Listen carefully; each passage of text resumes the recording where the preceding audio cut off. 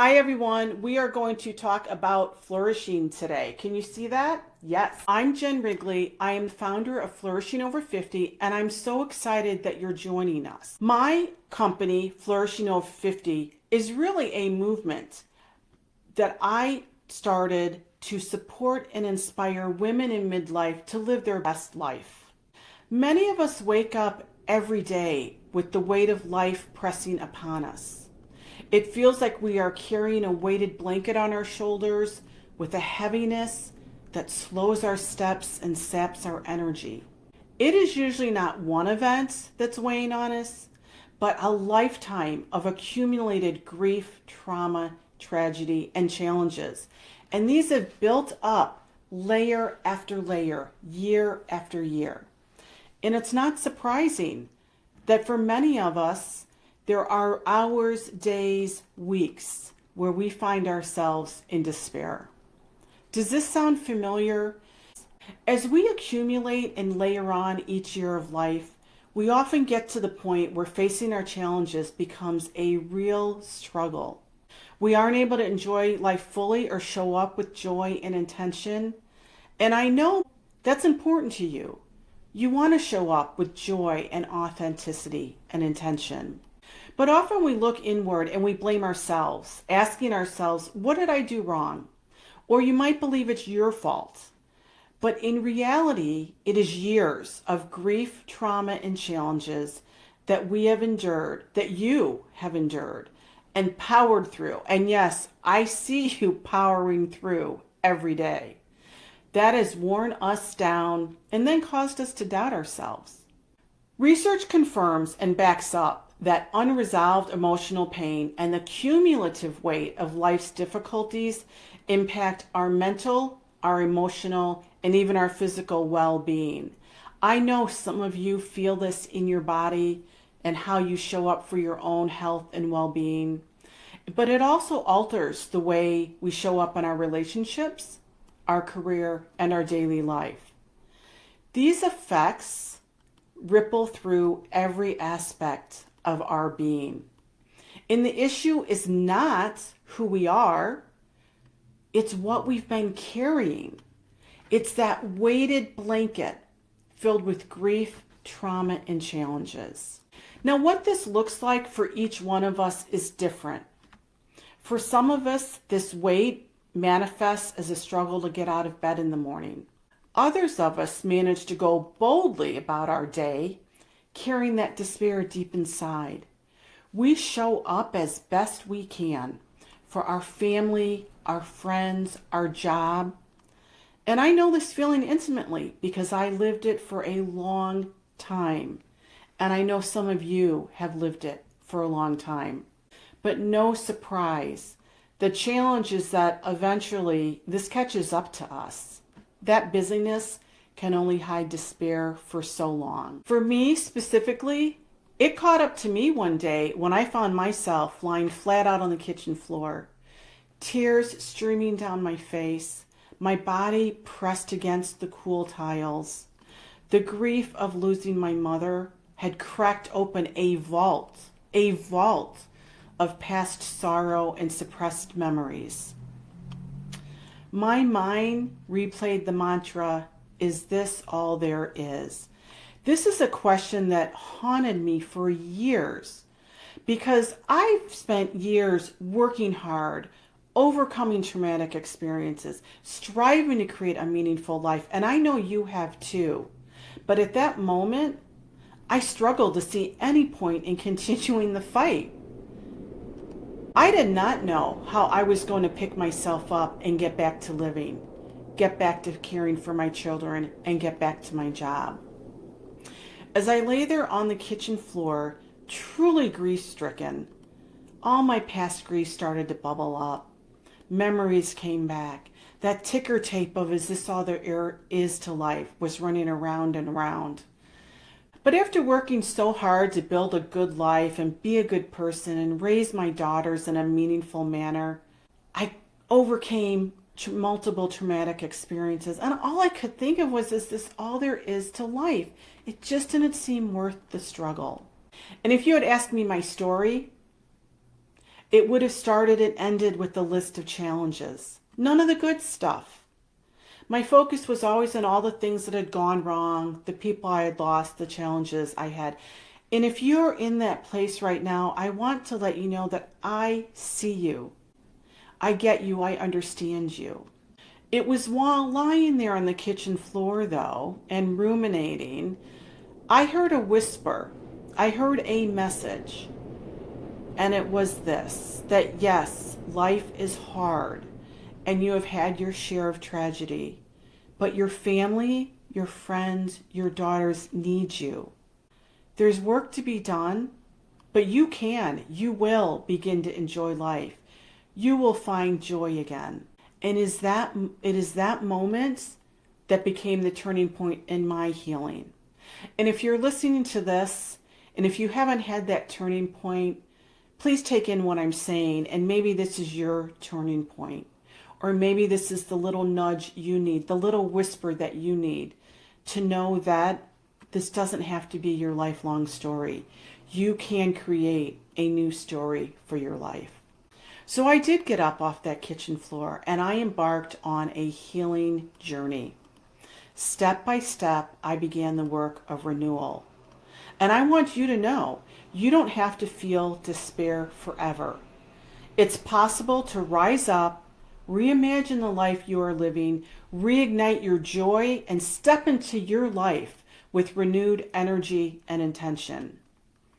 I now believe that even in the face of significant challenges, traumas, and grief, every single one of us, yes, that's you, has the power within you and the ability to move through a healing journey that will support you in renewing, reimagining, and reigniting your life. You can write a new story, one of strength, hope, and possibility. A healing journey allows you to change your story and then change your life. Now, the healing process is a complex journey, and I'm not going to minimize it. I've designed a framework called the Flourish Journey, and I have 7 steps, but for today's purposes, I'm going to share a couple activities in those steps that can truly make a difference in your life. These can help you create a new story for your life and to craft a life you love, one that is authentic, fulfilling, inspiring. The way I started and the way I encourage everyone to start is my first pillar, which I call the quiet reclaiming. To begin flourishing, you have to break the cycle of autopilot living. That means consciously stepping out of distraction, emotional clutter, and noise to create space for healing and forward movement. You don't add more. You subtract what's blocking you. Stillness clears the mind. Gratitude softens the heart.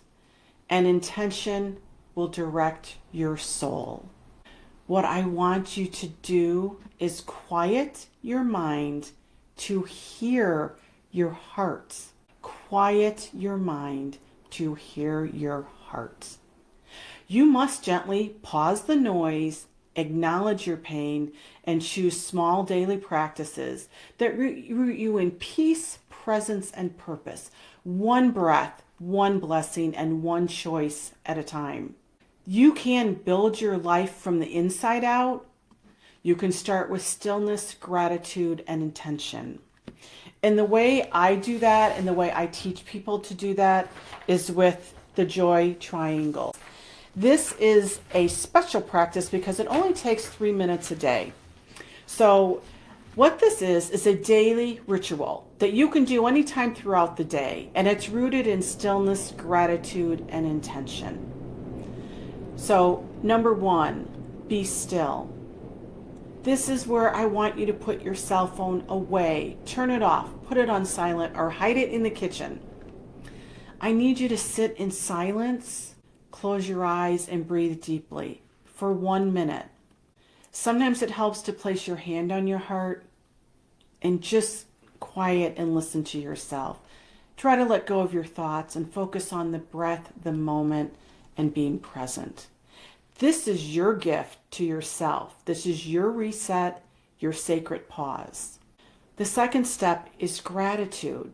Spend 1 minute thinking, writing, journaling, visioning what you're grateful for. And I want you to go deeper than general things like family or health. Maybe it's the quiet hum of your coffee maker, a robin outside your window. Maybe you got a kind text from a friend. Spend 1 minute with your gratitude practice. Gratitude isn't necessarily grand things, it's grounded things. And the third step in the joy triangle is intention. Ask yourself, how do I want to feel today? How do I want to show up today? It might help to write your answer on a sticky note so you can look at it during the day. But I want to be really clear. This is not about your to-do list. I want you to be intentional about how you want to live today, how you want to show up today. Your intention becomes your compass for the day. And the reason this is so important, this practice, this 3 minute a day joy triangle practice, is that if you don't happen to life, life will happen to you. This practice allows you to start taking control and setting your own direction. By dedicating just 3 minutes a day, you can start to reimagine your life. Next, I'm going to talk about step 3, which is the Flourish checkpoint. And it is a current life assessment, because you can't build a meaningful future if you're disconnected from your present. So let's look at what's bringing you joy, what's draining you. Reflection might open a door, but it is awareness in the now that is how you walk through that door with intention, purpose, and in alignment with the life you want. So what I want you to think about are these 5 areas of your life. And if it doesn't lift you, love you, or lead you, let it go. So I want you to think about what and who do you like? What brings lightness or ease to your life? What and who do you love? What makes you feel alive, connected, purposeful? What and who is hurting you? What relationships or beliefs are causing you pain? What and who are you missing? What are you longing for? What part of you feels absent? And what and who is holding you back? What are you tolerating that's limiting your growth? What have you outgrown but haven't let go of yet? These are all ways that you can start to build your best life. Write down everything that comes out of this journaling process and think about what you need to let go. And it might be a mindset that you need to let go, but also what things do you need to prioritize. Once you have added the joy triangle to your daily practice and performed your life assessment, you are on the path to being able to live a life that you desire, a life that you deserve. I know, I see you, and I know there is a fulfilling, joyful life ahead of you. Thank you, everyone. I'm so excited we had this time together. And just remember, you can flourish, especially in midlife, even after grief, challenges, and trauma. I'm Jen Rigley, the founder of Flourishing Over 50.